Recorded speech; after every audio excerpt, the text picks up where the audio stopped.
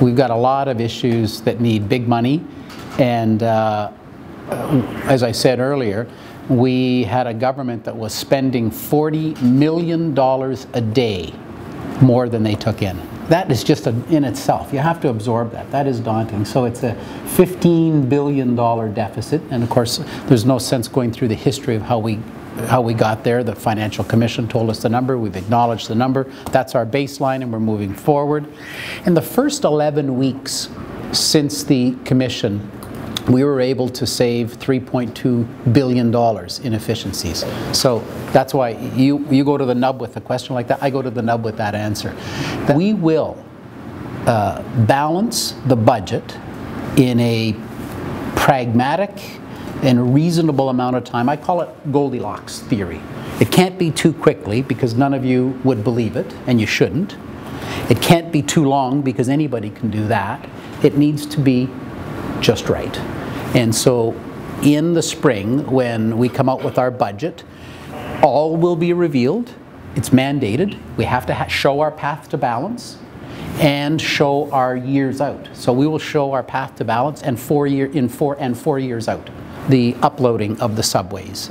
And we'll talk first about all the efficiencies that we want to bring to, that we're driving through all 20 ministries. And they can be small to a major shift. We're asking, is this the business we should be in? Is this how we should still be, is this something that needs to be delivered? Is this the best possible way to deliver it? Or is there a more efficient way to deliver that? Or is it something we shouldn't be in any longer? This government had, it would appear to be, no intention to rein in any of the spending or look for any efficiencies. Now, even in the last budget, they'd put $1.4 billion in efficiencies listed in the budget, but had no plan on how to do it and never did find any, never did implement any. I think there's, it isn't about just some low-hanging opportunities.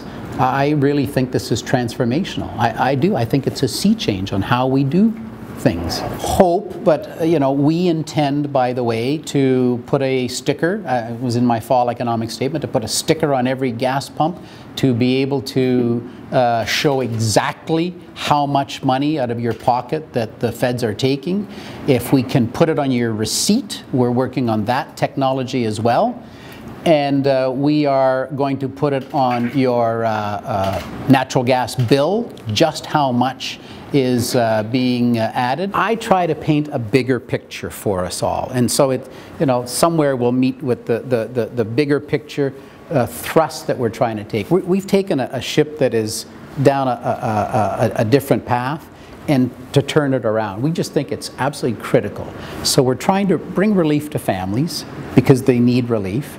And we're trying to be open for business because the business is what's going to bring the relief. So it's a bigger picture.